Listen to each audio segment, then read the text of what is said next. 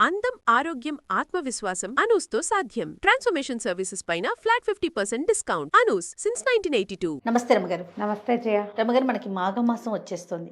మాఘమాసం యొక్క విశిష్టత, మనం పాటించాల్సిన నియమాలు, అవలంబించాల్సిన విధి విధానాలు చాలా మాట్లాడుకుంటాం కదా. ఒకసారి మాఘమాసం సౌరమాసంగా చెప్తారు. అవును. కార్తీక స్నానాలు ఎట్లా విశేషమో మాఘ స్నానం కూడా అలాగే విశేషం. ఇది మరీ తెల్లవారుజామున చేయక్కర్లా. జస్ట్ సూర్యుడు వస్తుండగా స్నానం చేసి వచ్చేయాలి బయటికి. సూర్యోదయానికి ఒక్క నిమిషం ముందు. మనం మాఘ పురాణం కూడా చేసాం ఇదివరకు. అవును. ఈ మాఘంలో ఒకటి స్నానము, సూర్యారాధన, పురాణ శ్రవణము చాలా విశేషాన్ని సంతరించుకొని ఉంటాయి. ఎట్లా కార్తీకంలో తెల్లవారుజామున చేసామో ఇప్పుడు కూడా అంతే. ఇది చన్నీళ్ళే చేయాలి, వాపి కూప తటాకాదుల్లోనే చేయాలన్న నియమం పెద్దగా చెప్పరు. ఉండేదేమో పూర్వం, అట్లా చెప్పరు. ఎలాగోలాగా స్నానం చేయటం. స్నానం చేసి ఉదయిస్తున్న సూర్యబింబానికి ఎదురుగుండా నుంచుని దండం పెట్టుకోండి. ఓకే. సూర్యుడికి రోజు అర్ఘ్యం ఇవ్వటం. ఎర్రటి మన రాగి పాత్ర శుభ్రంగా తోమి ఎర్రగా తలతళ్ళాడుతూ ఉండాలి, అందులో మకిలి అవి ఉండకూడదు. ఆ పాత్రతో కాస్త నీళ్లు తీసుకుని దాంట్లో ఒక ఎర్రని పువ్వులు, ఎర్రటి అక్షింతలు, ఒక్క పువ్వు వేసినా చాలు. చిట్టి గన్నేరు పూలు అవి వస్తాయా, ఎర్రటి పూలు, ఒక పువ్వు, 4 ఎర్రటి అక్షతలు వేసి సూర్యుడికి చూపించి నీరు వదిలిపెట్టాలి. మీరు ఏదైనా నదుల్లోనూ అక్కడ స్నానం చేస్తే నదిలో ఎంచి మనం సూర్యుడికి అర్ఘ్యం ఇచ్చి నమస్కారం చేసుకోవచ్చు. అయితే ఇదే దీంతో పాటుగా ఈ మాఘంలో వచ్చేటువంటి 4 ఆదివారాలని ప్రత్యేకంగా మాఘపాదివారాల్లో సూర్యుడికి పాలు పొంగించి పరమాన్నం వండి నివేదన చేస్తాం. ఇది చాలా మంచిది. ఆదిత్య హృదయం చదువుకోండి. నెల రోజులు ఆరోగ్యానికి చాలా మంచిది. సాధారణ వాక్యం మనకి ఏం చెప్తారు, ఒక ఏమనాలి, మహావాక్యాలలో ఆరోగ్యం భాస్కరాదిచ్చేత్ అంటారు. అవును. ఆరోగ్యం సూర్యుడి వల్ల వస్తుందంటే సూర్యుడిని రోజు చూసినా వస్తుంది, సూర్యుడిని పూజించినా వస్తుంది, సూర్యుడికి సంబంధించిన స్తోత్రాలు ఏమైనా చదివినా వస్తుంది. దాంతోపాటు అది ప్రత్యేకంగా సౌరమాసం అని చెప్పబడే మాఘమాసంలో కనుక చేస్తే అది ఇంకా విశేషం. అది ఇంకా ఫలవంతంగా ముందుకెళ్తుంది. మీ అవకాశాన్ని బట్టి ఏది కుదిరితే అది చేసుకోండి. మాఘాదివారాలు 4 వస్తాయి. తర్వాత ఏమో రథసప్తం వస్తుంది.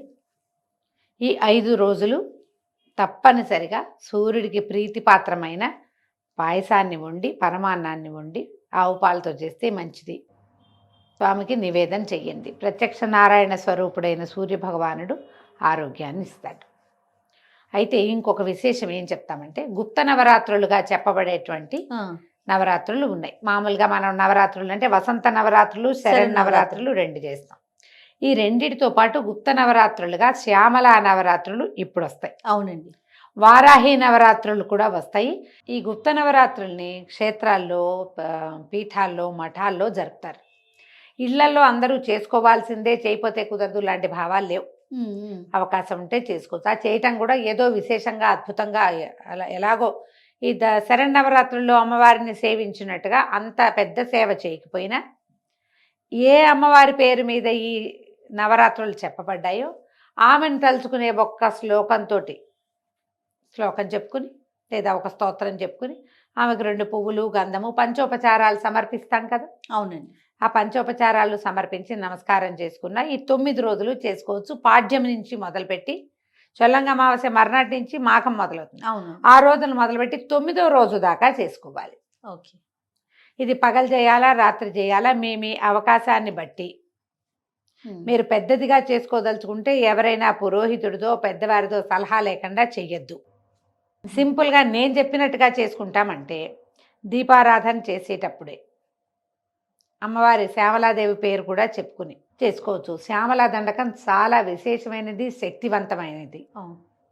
విద్య, ఉద్యోగము ఈ రెండిటికి అత్యద్భుతమైన ఫలితాన్ని ఇస్తుంది శ్యామల. ఆమె మంత్రాధిష్టాన దేవతగాను కనపడుతుంది మనకి.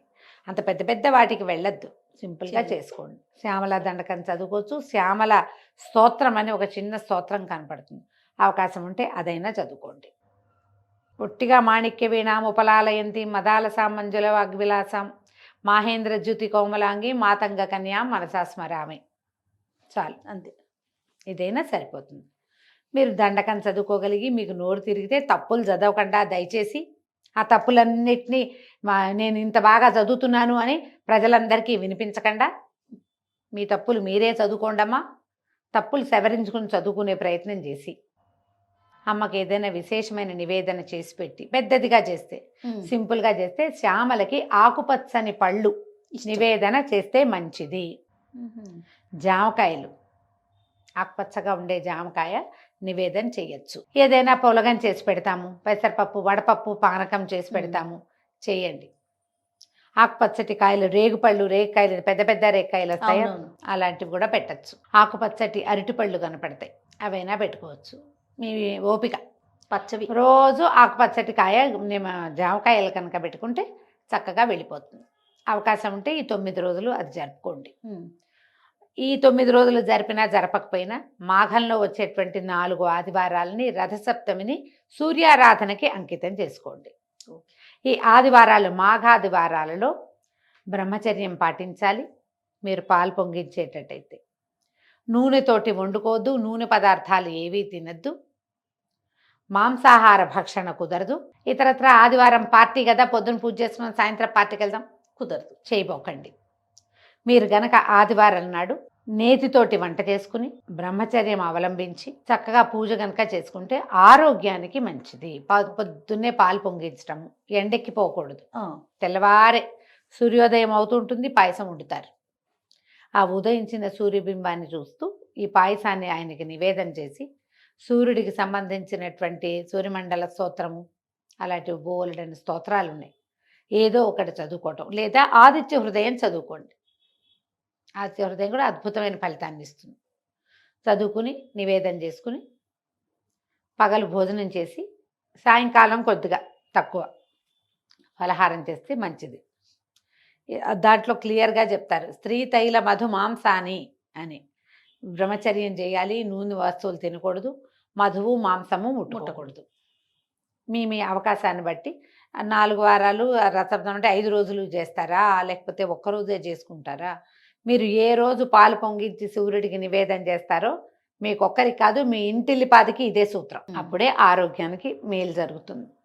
మీకు అవకాశాన్ని బట్టి పురాణం ఎలానో ఉండింది, అక్కడి నుంచి పురాణ శ్రవణం ఉంది. మాఘ పురాణం ఎలాగుంది సుమన్ టీవీలో ఇంచుమించు అన్ని ఛానల్స్లోనూ వేయబడుతుంది. ఏ సమయంలో కుదిరితే ఆ సమయంలో మాఘ పురాణం వినండి. పురాణ శ్రవణం చేస్తే మరీ మంచిది. నెల రోజులు ఆదిత్య హృదయం చదవటము, సూర్యుడికి పొద్దున్నే లేచి దండం పెట్టుకోవటము, పురాణం వింటము. పొద్దున్న లేచి దండం అంటే స్నానం చేసి కదా దండం పెట్టుకోవాలి. ఈ నియమాన్ని పాటిస్తే ఆరోగ్యం బాగుంటుంది. తప్పకుండా. నమస్తే. నమస్తే.